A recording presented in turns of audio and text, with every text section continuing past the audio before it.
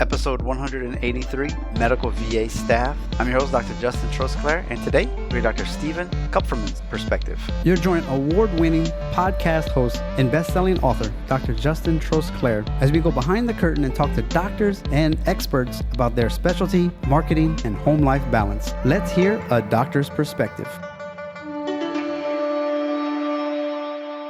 Welcome back to the show. Hope your summer is turning out to be amazing. The quick promo for today is the one sheets. We had a happy customer the other day, and I did their CV revision, and they actually got their dream job because of it. So if you need a one sheet to showcase your skills and what you could talk about to other businesses for lectures and different things, or you need your CV redone, let me know. It's at doctorsperspective.net/one sheet. And if you need any of the past series that we've done, or any of the downloads, the books, the t-shirt swag, all of that, you can just go to doctorsperspective.net/all links. So let's get to the show. Dr. Kupferman is a dentist and oral and maxillary surgeon who created a company called Med VA that hires medically trained Filipinos to do different roles in your clinic. So we'll talk all about that. And so I hope that if this has ever been on your radar, that you give him a shot. Should be quite enlightening.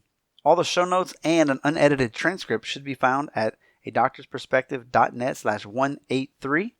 Let's go #behind the curtain.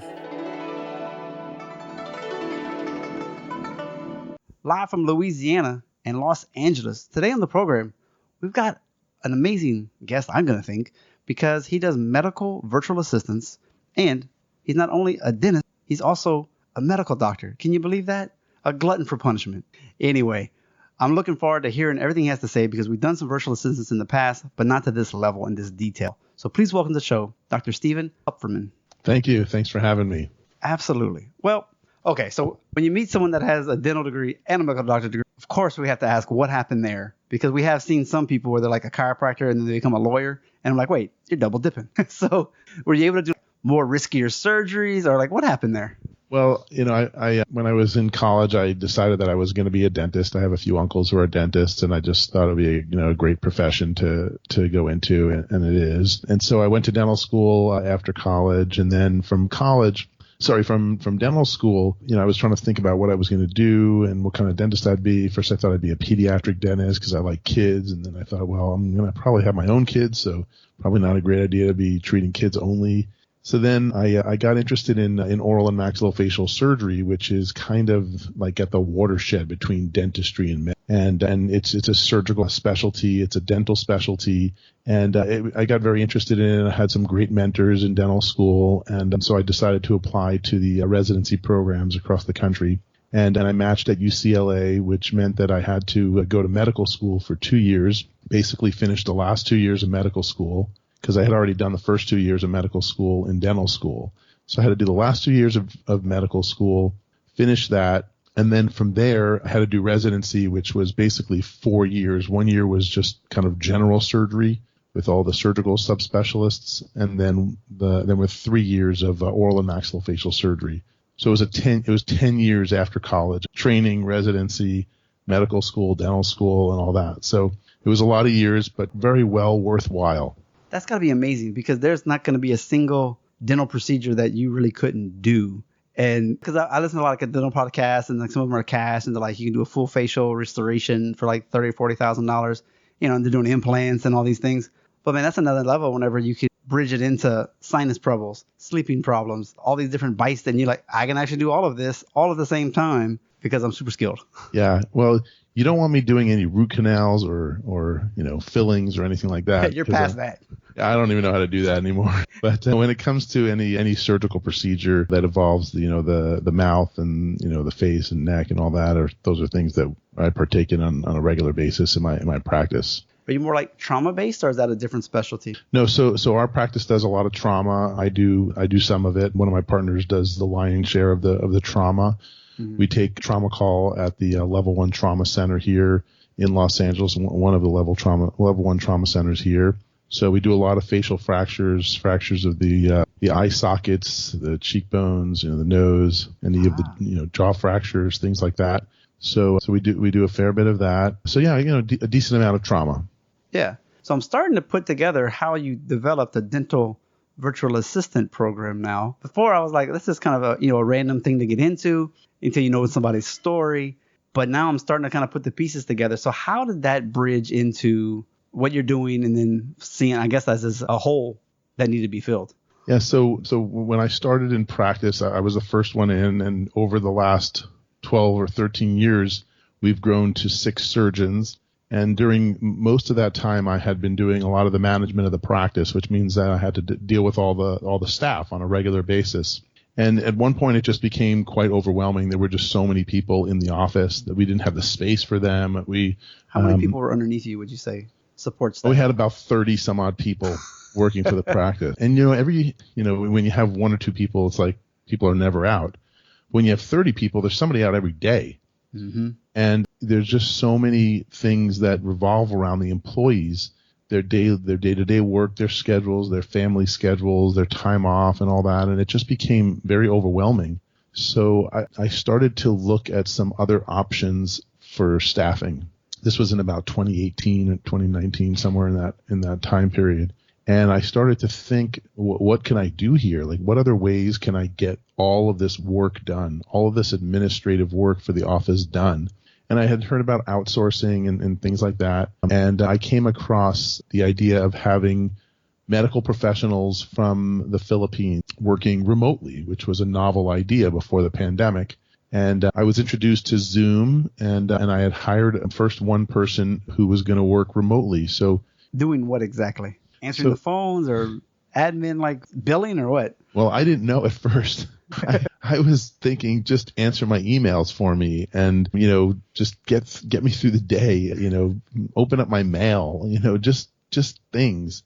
And then I started to realize that he could do everything that anybody in my office could do unless there was some patient that needed to be touched. And so he was able to write reports and do notes and letters to referring doctors and inventory and look at the cameras and call insurance companies, get authorizations for procedures, find out what patients' benefits were, put together, workers' comp reports for me. And it was endless. And so I had the first guy, and the beauty was that when I would train him on oral and maxillofacial surgery, he would record it in Zoom. Again, this is 2018, 2019. And then I was like, okay, well, you got to pass that on to the next guy because I don't have time to train the next guy. So all that information got transmitted very easily to the next guy. Right. And before I knew it, I had 4 people working for me from the Philippines. One person was calling dental insurance companies every day, finding out. How? It's like a voice over IP that's based out of America? Correct. Yeah. Just using Ring Central. What was it called? The one we started with was Ring Central. It's, it's a monthly voice over IP system. You just turn your computer into a soft phone. You get yourself a set of headphones and a phone number and you're good to go. As long as you got a computer and good internet access. So they would call insurance companies. They would find out what patients' benefits were, how many dollars they had in their dental plan, and get some authorization for procedures if it was necessary, and hired another person to help us with the credentialing for our surgery center, and then another person to help. Would you say that the guy that you first hired was like, hey, I'm overwhelmed now. I have so much on my plate. Can we go ahead and hire somebody else? Like, did you have to do the process, or did that person hire the next person for you? Well, when you have 30 people, there's, unless you have a system where people have been with you for a long time, when you get to the 30-person mark, some of them leave and some of them come and some of them quit and they go out on this leave or that leave. When somebody left and said, I'm moving to another job, I just got another 1 or 2 people from the Philippines. And it's gone that way ever since, more or less, because, unless they're a nurse or an MA or a dental assistant or someone who clinically has to touch the patient, they didn't need to be there. I didn't need that person in my office calling the insurance company or doing the payroll or going through my credentialing stuff. So I use a VA from the Philippines for blogs and right now it's for blogs and turning podcasts into blogs from my clinic site that make them relevant for the regular person, a lot of SEO type stuff and everything. And of course they get paid pennies on the dollar in a sense compared to like if you had a full-time American social media company doing this for you. With the medical, it's still advantageous compared to just having somebody in the office as far as salary goes? Well, they're going to the same supermarket. They're going to the same, grocery store and mall in the Philippines. Mm-hmm. You and I are just taking advantage of the power of the American dollar currency. It's the same thing if you were to go to Guatemala and buy soup at a restaurant. It's going to be probably $1.50, where here it's $10.50. Yeah. And that's just the nature of the American dollar, the power of the American dollar, and that you're taking advantage of on a day-to-day basis by using it and giving it to somebody who is able to buy a lot more with that dollar in the Philippines than you can do with that dollar here. Like they just do the currency exchange. Yeah. It's just a simple exchange, so it's just arbitrage of the currency, and you're just taking advantage of that on a day-to-day basis, as are all of the doctors and medical facilities that use our virtual assistants. And not in a bad way either. It's just, like you said, it's just the power of the dollar there. You're paying them a livable, good wage, just less than we have to pay someone here. And you're getting the same service. That's the thing. Correct. You're getting the same service. Most of the people in the Philippines, as it relates to healthcare and working for Medva and working for the doctor clients and the healthcare facility clients that we have, they're very, very happy with the salary. They're getting paid more, sometimes double what they would be getting paid as a nurse, for example, in a skilled nursing facility or a small hospital or something along those lines. They don't have to commute. They have regular shifts. Their shifts are usually depending upon our clients, but for the most part, our clients want them to work American hours, so they're working nighttime, and their spouse may be working during the day. And some people like that. You have a young family. You want dad to work during the day and mom to work at night, and then mom can be with the kids when they wake up in the morning, and then she goes to sleep when they're in school. And it works out very well for a lot of the nurses that are that work for Medva. Would people be a common objection could be, yeah, but what about the safety of my patient's email and social security number and all this kind of stuff? We don't know about those Philippines. They might just steal it all and then, who's in trouble? So have you had any of those kind of issues, playing devil's advocate a little bit? Yeah, without thinking about that, this is a no-brainer, I think, for anybody, right? So the way I look at it is we all have risk of bringing people to work for us, whether they're working in our office, touching our patients, talking to our patients, seeing our patients, whether they're in the billing department in our office, going through their charts and their records and their financial information, whether it's the credit card processing company that we use, whether it's the person at the front desk who is checking in patients, whether it's the janitor that comes in at night and sees papers or charts that are available to them, or whether it's somebody in the Philippines who's going through, your EMR. There's risk in every step of the way. And as a business owner, as a doc who runs a practice, you have to mitigate those risks as much as you possibly can. The risks exist whether somebody's in the Philippines or the janitor cleaning up the floors or the maintenance, crew that comes in because there was a spill, overnight or something like that. There's always going to be risks. So you have to deal with those risks. Now, the Philippines, fortunately, their industry, the main industry in the Philippines is virtual assisting. And so they punish crimes where you have healthcare information breaches much more seriously than we do here in the United States. So if you, for example, have somebody who, has a HIPAA violation in your office, you may not even be able to fire them. And if you do, you may be subject to a lawsuit. In the Philippines, they go to jail, and so there's fear for the consequences of taking information. It's not a zero risk that it would ever happen, but there's a much more fear there than there is here for something like that to happen. So, we know it exists. We indemnify for it. We're concerned about it for everybody that comes through any of the practices that we are associated with. But that's the way the world works. We have to be cautious. Well, that's really good to hear. I think that puts a lot of people's minds at ease when they first hear this. They're like, oh, it sounds too good to be true. What about all that stuff? And then you're like, oh, well, actually, the government already is aware of what's going on, and they've set it up to where it's kind of like going to China and do manufacturing. Instead of doing manufacturing, they're doing sensitive information. They have to play that game with us. So how would a clinic know it's time to do this? Or how would they experiment with, let me just hire one and see what happens? What's the best role that you could hire for this for?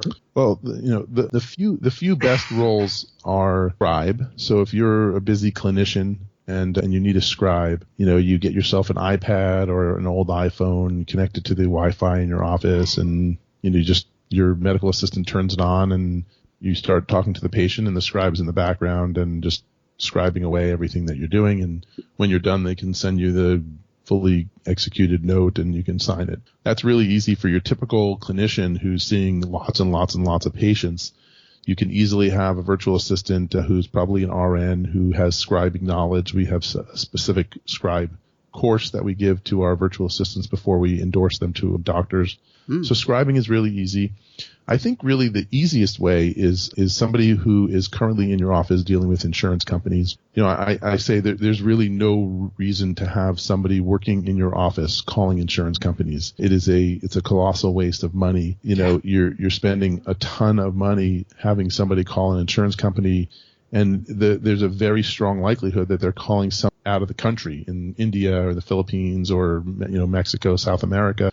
That's the easiest way to get in. In the dental field, dental offices always have to know how much money is left in the dental plan for the year. So a lot of times there's somebody who's calling. Now, if you have a small office and you see a few patients every day and it's not like a huge deal because you're the only one treating them and you have one person at the front and there's 5 people coming through the office, it's not a big deal. But any sizable office has somebody doing this already, and that should be done by a Medva person.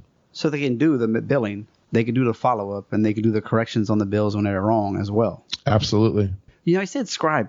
So there's lots of places now where you can use Otter, you can use Rev, you can use Descript, and it just translates things for you automatically. Do these kind of the scribe VAs, do they run it through those machines, save them a lot of time, and then just format it and proofread them? Well, did I just give away some secret sauce? No, not at all. Not at all. It depends on how nuanced the practice is of what you're doing. I mean, if you have a very, very regular practice where you're doing the same thing over and over and over again, you potentially can use something like that. But in general, if you're using a scribe properly, they're calling, you're seeing 20 patients that morning.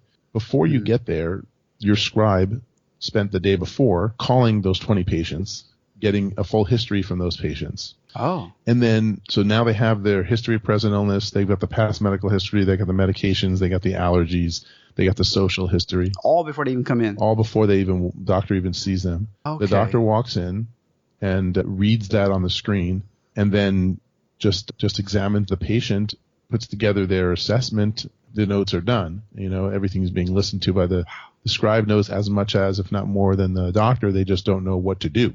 So that's how you use an efficient scribe. If you just want to record and record a conversation, then that's fine. Yeah, that's not what high productive doctors are doing. Can you have someone answer your phones just instead of Sally in the front answering the phone for you? Could you just have no one?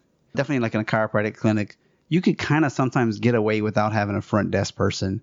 But there's a certain point where you just be busy enough where you need somebody to flow traffic. But you could still potentially not have the first person answer the phone. Someone else could answer the phones and do this. And then this person is just quarterbacking the flow of the office. For sure. Yes or no? Absolutely okay. Can do that. We have people who are trying out to do an electronic kiosk where you would walk into the office. There'd be a computer at a kiosk there. You press the button. One of the virtual assistants gets on and says, "Hi, nice to meet you. Please enter your information." Da da da da. And then when the patient has finished all their paperwork and they're checked in and they got everything through the EMR, the virtual assistant's doing this. The patient sits down and then they call the nurses in the back and say, "Hey, Mr. Smith is here. He just checked in," and or they send a message. Wow. Or something like that. So people have already started doing those sorts of things. In terms of certainly the stress in a medical office is always the phones ringing. People have tried to quote outsource that and send it to a call center. Everybody hates that. We think that's just not the way to go for a medical practice, no matter how big. And so you can have 2 or 3 people from Medva who are virtual assistants working in their individual homes using a voice over IP system and answering the calls. And as long as you have a good connection to the office, they can figure out exactly what the flow is and what's going on and who can see them and all that. And then the person who you had up front who was answering calls and checking everybody in now can sort of just focus on checking everybody in and get to all the tasks that they have. Let me ask you this. What about your company? Are we hiring you to find the VA for us? Are we just are we paying you for the access to a database and then we find the person through your approved list? How's that play out? So the way it works is you would call Medva, and we would set up a consultation with you. We'd just find out exactly what you're looking for, and then we have an entire team of people that are waiting to be endorsed and placed with doctors' offices. So we'll give you 3 or 4 people. We'll give you a short video that they recorded, their resume, their certifications, their degrees, and then you'll go through the 3 or 4 that we give you, and then you'll say, hey, I'd like to interview Sally or whoever it is, and then we'll arrange the interview that day or the next day, and then they'll start a day later or whatever it is. So who does the training? Do y'all have like standard stuff that they're going to need to know, and then it's fine tuned at the office correct level? So everybody has some basic level of training, and we put them through at least 2 weeks of training, and additional if they're going to be a scribe or do something more specific. So we put them through training, but most of them are already trained healthcare professionals. They're physical therapists, speech therapists, nurses. So they obviously have medical background, medical knowledge. So we just train them on IT stuff and communication and what they're going to be doing. And we place the right people with the right offices that matches, not always 100%, but we do very well with it. Once the doctor finds the right person, they just start right away, and we just keep track of their time, and we send a bill to the doctor every 2 weeks. Okay. Now, I've heard there's different ways, and this might be, I'm not trying to touch your toes here, but I've heard sometimes the hiring company takes a huge chunk of the money and just pays the employee very little compared to what they actually are getting charged. And then there's some companies where now it's just a percentage of some sort, and the rest actually goes to the worker in the Philippines. I don't know. Are you allowed to ask that kind of question? I mean, I've heard some other VA companies are like, be careful of these type of companies, because you're really not helping the person in the Philippines very much, because the salary is being siphoned off by the middleman. So I'll tell you, we pay our VAs more than any other company, because we want to retain them, and we want our customers, our doctor clients, to be happy. So our salaries are the highest. We provide them with healthcare insurance, an HMO product for them, which is a premium insurance for the Philippines. We have a retirement program for them that begins after a year, just like, some do here in the United States. So, and then we have overhead, that we pay. And then it's a profit, for-profit company. So we do make some money. Of course. Which we've essentially invested all back into the company to recruit the most talented health individuals from the Philippines and from South America. That's great. And Central America. So we put everything back into the company because we really want to grow it, and we want it to be the product that really helps out all of my medical colleagues.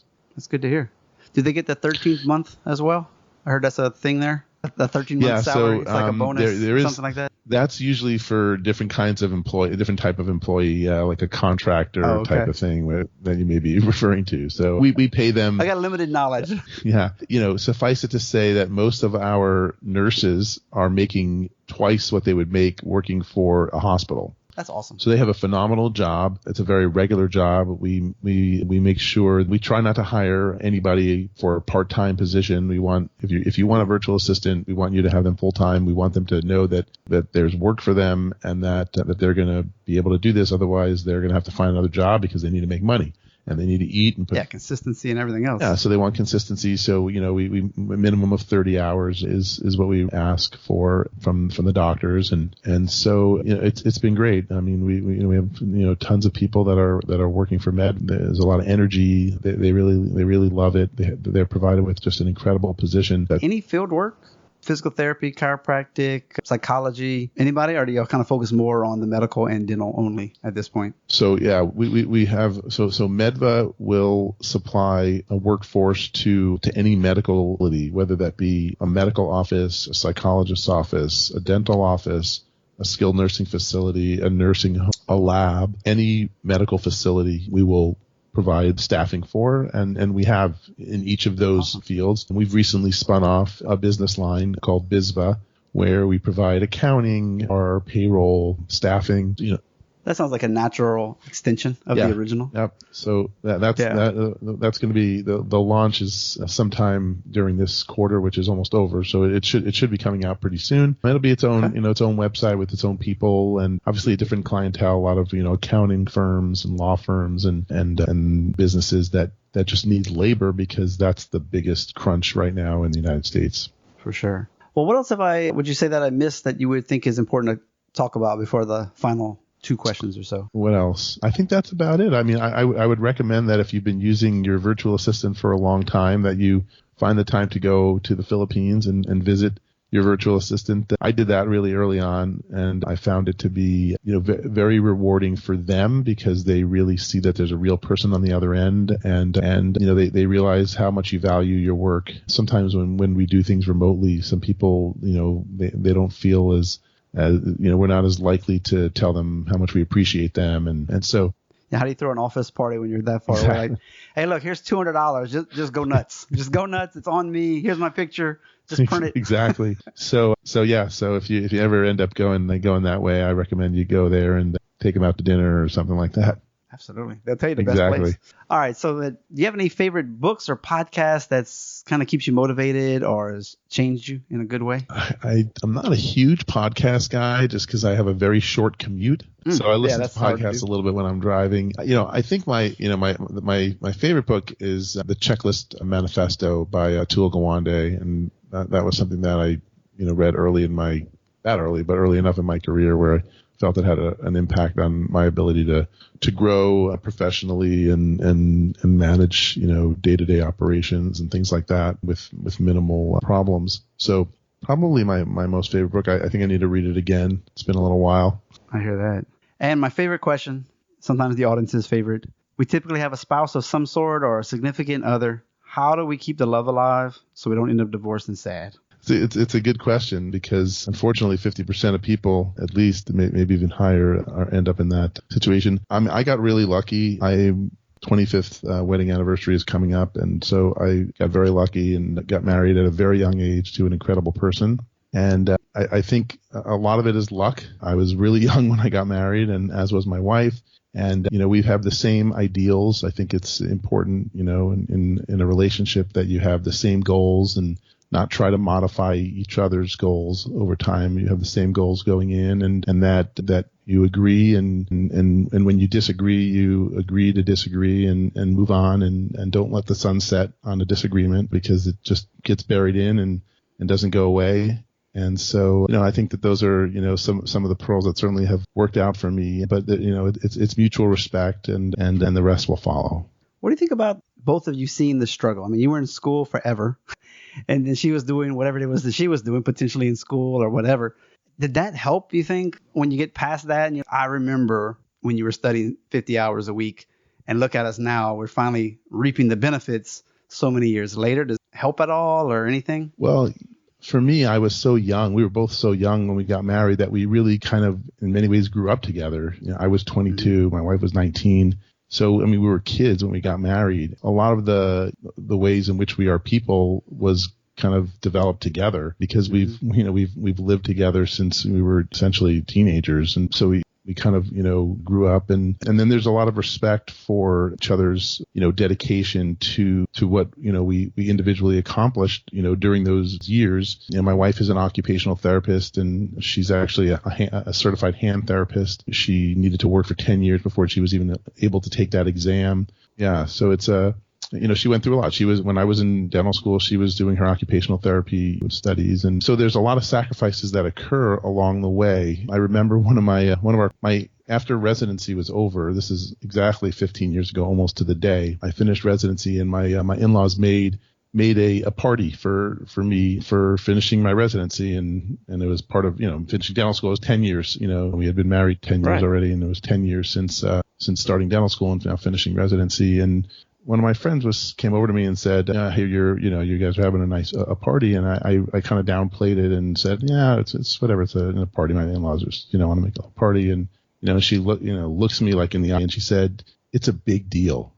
She she was one of the kind of intimidating women. She just looked at me. She's like, "It's a big deal. You guys sacrificed a lot during those 10 years. It's a big deal. You better enjoy that party, because that was a big deal."